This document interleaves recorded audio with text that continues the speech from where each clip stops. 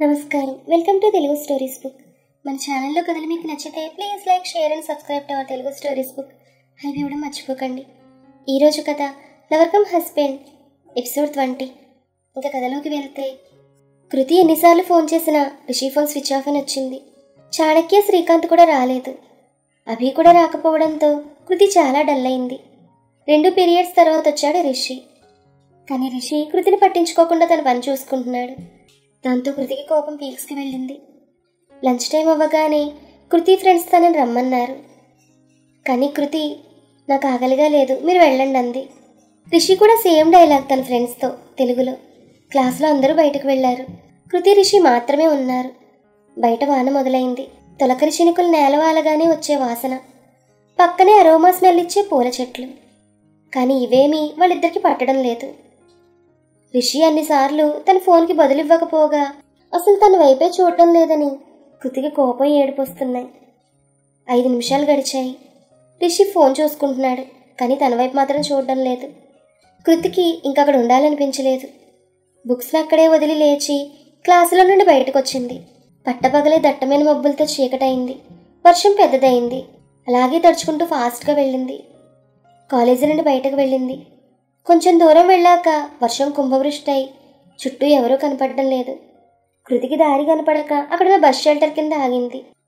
ఆ వాన దెబ్బకి కనుచూపు మేరలో ఒక్కరు కూడా లేరు. కొంచెం భయం వేసింది. అంత పెద్ద వాన, తనొక్కతే. అవును, నేనేంటి ఇలా వచ్చేసాను ఒక్కదాన్నే అనుకుంది కృతి. ఎదురుగా మెరుపు మెరిసింది. దూరంగా గట్టిగా ఉరుములు చప్పుడు, పిడుగుపడిన సౌండ్. అంతే, తన గుండె చప్పుడు కూడా తనకు వినపడడం లేదు. వెనక్కల అడుగు వేయగానే ఎవరో తగిలారు. అంత పెద్దగా అరిచింది.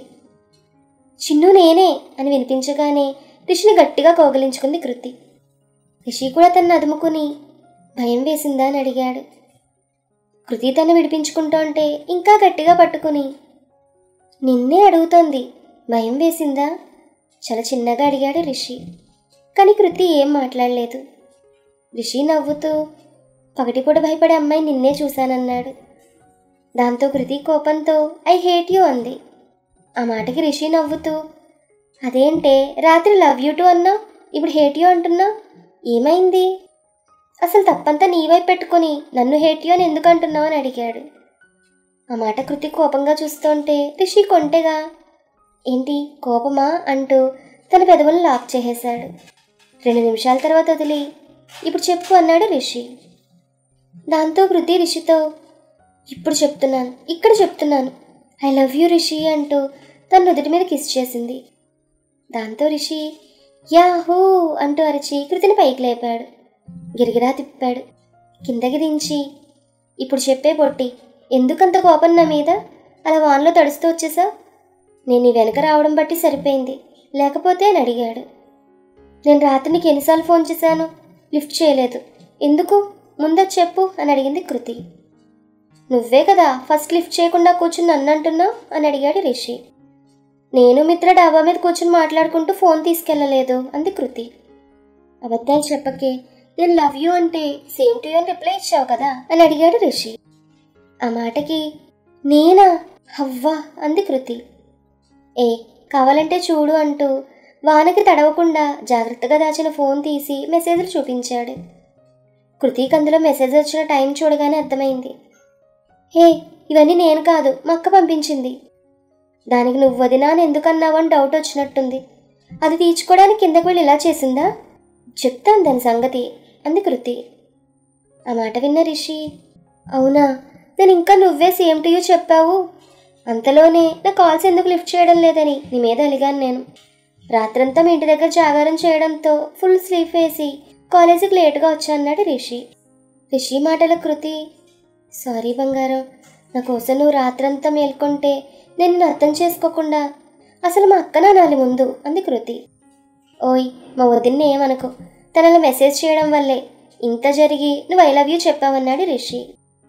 దాంతో కృతి, నీకన్నా ముందే నువ్వంటే నాకు ఇష్టం, కానీ చెప్తే నువ్వు అని ఆపింది కృతి. దాంతో రిషి కృతి నడుము పట్టుకుని దగ్గరకు లాక్కుని, నేను అన్నాడు కృతి కళ్ళలోకి చూస్తూ. కృతి సిగ్గుపడుతూ తలదించేసింది. నేను నిన్ను ఇబ్బంది పెడతానన్నా నాకు చెప్పలేదు అని అడిగాడు రిషి. కృతి తలెత్తి రిషి నోటి మీద చెయ్యడ్డం పెట్టి, నువ్వలా ఎప్పుడు అనుకు అనగాని మరి ఎందుకు నాకు ప్రపోజ్ చేయలేదు? పోనీ నేను చెప్పనా? ఎందుకంటే అంటూ కృతి పెదవులను తన వేలుతో నిమిరాడు.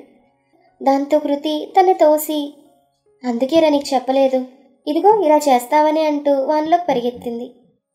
రిషి కూడా తన వెనకే, ఏ చిన్ను ఆగు నిన్నే అంటూ వచ్చాడు. కొంచెం దూరం వెళ్ళగానే కాలు జారి జర్రున జారి ముందుకు పడిపోయింది.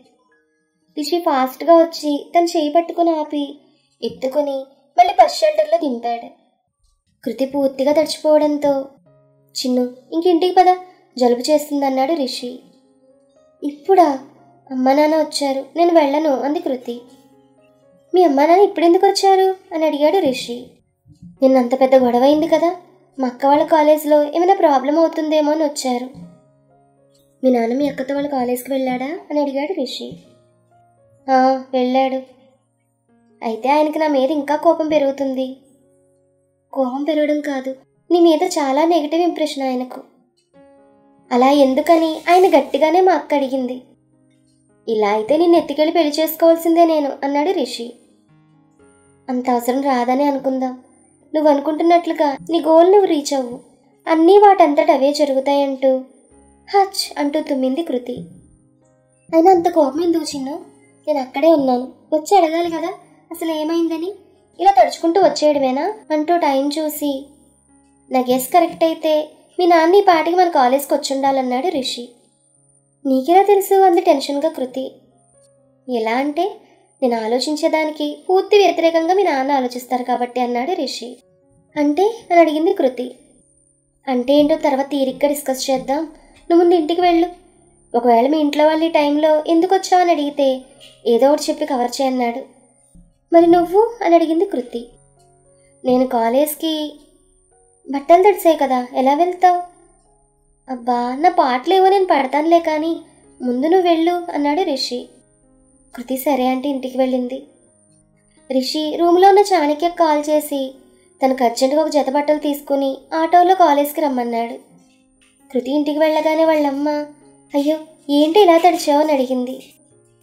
కృతి ఎదురుగా ఉన్న కిషోర్ని చూసి అమ్మయ్య అనుకుంటూ, కాలేజీలో లంచ్కి వెళ్ళి జారిపడ్డానమ్మా, అందుకే డ్రెస్ మార్చుకుందామని వచ్చానంది. దాంతో వాళ్ళ అమ్మమ్మ, సరే వెళ్ళి డ్రెస్ మార్చుకునిరా, భోజనం చేద్దు అంది. మళ్ళీ వెళ్తావా కాలేజ్కి అని అడిగాడు కిషోర్. ఎందుకు డాడీ అంది. నాకు పనుంది మీ కాలేజ్లో, నేను వెళ్తున్నాను, నువ్వు వస్తావేమో అని. మా కాలేజ్కా? ఎందుకు డాడీ? మీ ఫ్రెండ్ని కలిసి థ్యాంక్స్ చెప్పి వస్తాను అన్నాడు కిషోర్. వాళ్ళ నాన్న మాటలు విన్న కృతి, రిషి ఎలా కనిపెట్టాడు అనుకుంటూ, రిషికా ఎందుకు అని అడిగింది. అతను అంత పెద్ద హెల్ప్ చేశాడు, మీ అక్క వాళ్ళ డీన్ కూడా అతని గురించి చెప్పాడు, అందుకే కలుద్దామని వెళ్తున్నా అన్నాడు. దానికోసం మీరెందుకు అక్కడి దాకా? తన్నే రమ్మని కాల్ చేస్తాను, ఇంటికి వస్తాడు అంది కృతి. ఆ మాటకాయన, అతనికి ఎందుకు అంత శ్రమ, నేనే వెళ్తానంటూ గొడుగు వేసుకుని మరీ వెళ్ళాడు. కృతి వెంటనే తన రూమ్లోకి వెళ్ళి ఫోన్ తీసింది రిషికి చెప్దామని. కానీ ఫోన్ వానకి తడిచి పాడైపోయింది. షిట్ అనుకుంటూ వాళ్ళ అమ్మ దగ్గరికి వెళ్ళి ఫోన్ తెచ్చి రిషి నెంబర్కి కాల్ చేసింది. అవుట్ ఆఫ్ కవరేజ్ ఏరియా అని వచ్చింది. ఇంక చేసేది లేక డ్రెస్ మార్చుకుని మళ్ళీ కాల్ చేసింది, కానీ కాల్ కలవలేదు. కిషోర్ కృతి వాళ్ళ కాలేజ్కి వెళ్ళి వాళ్ళ ప్రిన్సిపాల్ని కలిసి తను పరిచయం చేసుకున్నాడు. ఆయన, చెప్పండి ఏ పని మీద వచ్చారని అడిగాడు. సార్, మీరెంతో గొప్ప కాలేజ్ అని మా అమ్మాయిని ఇక్కడ చేర్పించాను. మా ఫ్రెండ్ వాళ్ళ అబ్బాయి అభి కూడా ఇక్కడే చేరాడు. కానీ మీరు రౌడీలకు పోకిరీలకు కూడా సీట్ ఇస్తారని తెలిసిందన్నాడు. ఆ మాటకు ఆయన, రౌడీలు పోకిరీలా, మీరు ఎవరి గురించి మాట్లాడుతున్నారో తెలుసుకోవచ్చా అని అడిగాడు. అంటే మీకు నిన్న జరిగిన గొడవ గురించి కూడా తెలియదా అని అడిగాడు కిషోర్. సార్, మీరు వివరంగా చెప్పండి అన్నాడు ఆయన. రిష్విక్ అని మా అమ్మాయి కృతితో పాటే చదువుతున్నాడు మీ కాలేజ్లో. నిన్న మా పెద్దమ్మాయి మా చిన్నమ్మాయికి కాల్ చేసి రమ్మంది, వాళ్ళ కాలేజీలో ఏదో ప్రాబ్లం అని. సరే, తన ఆడపిల్ల కదా, ఆ సదరు రిష్విక్ని తోడు తీసుకెళ్ళింది. ఈ అబ్బాయి అక్కడికి వెళ్ళి ఆ కాలేజ్ స్టూడెంట్స్ చితక్కొట్టొచ్చాడు. అంతేకాదు, మీ కాలేజ్లో చదివే అబ్బాయిలు అందరూ వెళ్ళారు ఈయన గారికి సపోర్ట్గా. అదంతా షేమ్గా ఫీల్ అవ్వాలి. ఆ రిష్విక్ వలన మీ కాలేజ్ పరువు పోయింది. ఇదంతా మీకు తెలిసే జరిగిందా తెలియక జరిగిందో నాకు తెలియదు. మీరు ఆ అబ్బాయిని పిలిచి వార్నింగ్ ఇవ్వండి అంటూ పైకి లేచాడు కిషోర్. ప్రిన్సిపల్ కూడా లేచి, సరే పదండి మీదటి చెప్తానని ప్యూర్ని పిలిచి కాలేజ్ మొత్తాన్ని గ్రౌండ్కి రమ్మని చెప్పాడు. కృతి ఇంక టెన్షన్ తట్టుకోలేక వాళ్ళ అమ్మకి చెప్పి కాలేజ్కి తిరిగి వచ్చింది. వాన కూడా తగ్గుతోంది. ప్రిన్సిపల్ గారు కిషోర్ని తీసుకుని ప్లేగ్రౌండ్కి వచ్చారు. అక్కడున్న చిన్న స్టేజ్ మీద నిల్చున్నారు. వీళ్ళు వెళ్ళేసరికి కాలేజీలో స్టూడెంట్స్, లెక్చరర్స్ అంతా ఉన్నారు. కృతి కాలేజీలోకి ఎంటర్ అవుతూ అభికి కాల్ చేసింది. కిషోర్ కాలేజ్కి రావడం గురించి చెప్పింది. నువ్వేం కంగారు పడకు, నేను మాట్లాడతాను అంకుల్తో ఫోన్ పెట్టేశాడు అభి. అందరూ గ్రౌండ్లో ఉండడం చూసి కృతి అటుగా వెళ్ళింది. ప్రిన్సిపల్ గారు మాట్లాడుతూ హలో స్టూడెంట్స్, ఎలా ఉన్నారు అని అడిగారు. అందరూ ఫైన్ సార్ అంటూ పెద్దగా అరిచారు. ఆయన రిష్విక్, ఒకసారి నువ్వు స్టేజ్ మీదకి రా అన్నారు. అప్పుడే అభి కిషోర్కి కాల్ చేశాడు. కిషోర్ లిఫ్ట్ చేసి అభి నేను మళ్ళీ కాల్ చేస్తానన్నాడు. రిషి స్టేజ్ మీదకి వచ్చాడు. కిషోర్ రిషిని చూడగానే రిషి కళ్ళెగరేశాడు. కిషోర్కి అది చూసి ఒళ్ళు మండిపోయింది. రిషి వచ్చి ప్రిన్సిపల్ గారిని విష్ చేశాడు. వాన తగ్గి సన్నగా చినుకులు పడుతున్నాయి. కృతి అందరినీ దాటుకుంటూ ముందుకొచ్చింది. ప్రిన్సిపల్ రిషితో రిష్విక్ నిన్నేం జరిగింది అని అడిగాడు సీరియస్గా. అంతటా పిన్ డ్రాప్ సైలెంట్. సార్, మా క్లాస్మేట్ సుకృతి వాళ్ళ సిస్టర్ తనకు కాల్ చేశారు. వాళ్ళ కాలేజీలో ఏదో ప్రాబ్లం ఉందని. నేను సుకృతి కలిసి అక్కడికి వెళ్ళాం. అక్కడ మా ఫ్రెండ్ అభిరామ్, తను మా క్లాస్మేట్.